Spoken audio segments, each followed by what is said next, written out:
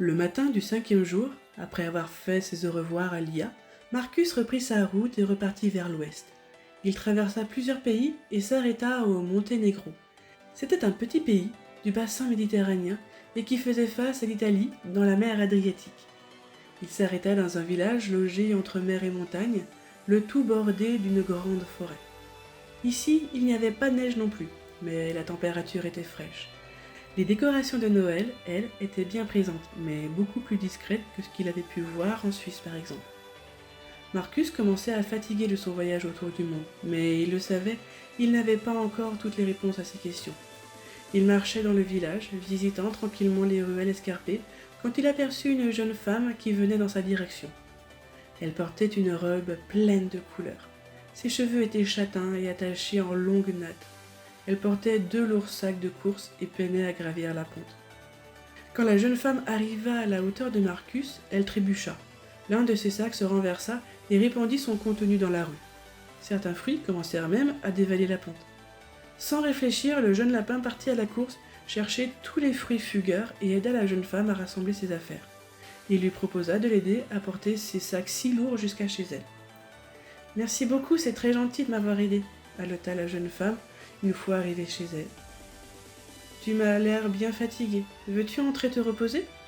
Je me prénomme Jelena. » Marcus accepta avec plaisir. La maison était grande et joliment décorée. Mais c'était un peu comme si elle était coupée en deux, les deux parties n'allant pas forcément ensemble. Quand Jelena revint de la cuisine où elle avait rangé les courses, et qu'elle vit l'air interloqué de Marcus, elle prit la parole. « Ce sont mes parents qui décorent la maison chaque année pour cette période. Et comme mon père est orthodoxe et ma mère catholique, les deux ne voient pas toujours tout de la même façon, » rigola la jeune femme. « Vous fêtez Noël ? » ?»« Oui, 2 fois. » Et devant l'air surpris du jeune lapin, elle compléta. « Les 2 religions ne suivent pas le même calendrier. Donc, pour ma mère, le 25 décembre, et pour mon père, le 7 janvier. » Ici, nous faisons vivre les 2 religions en harmonie. On respecte les traditions de chacun. Ainsi, la période de Noël est une période de préparation où nous jeûnons pour préparer nos cœurs à accueillir une nouvelle naissance. J'allais préparer une soupe pour ce soir. Nous en mangerons un tout petit peu, mais la grande majorité, nous irons la distribuer aux familles en difficulté dans le village. Tu veux venir m'aider ? Une fois de plus, Marcus accepta avec plaisir de partager les traditions locales.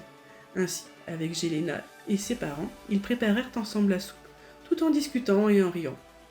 Le soir, ils mirent la soupe dans des pots et ils partirent tous ensemble porter ça aux différents voisins qui n'avaient pas les moyens d'acheter beaucoup à manger.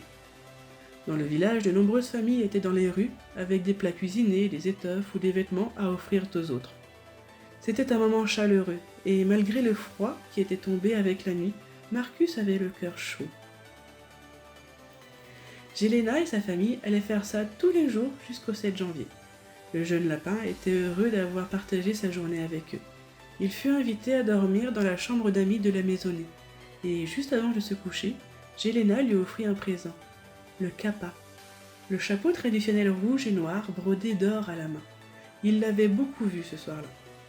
Marcus remercia beaucoup la jeune femme et sa famille, et encore une fois, après une longue journée, le sommeil étendit son voile léger.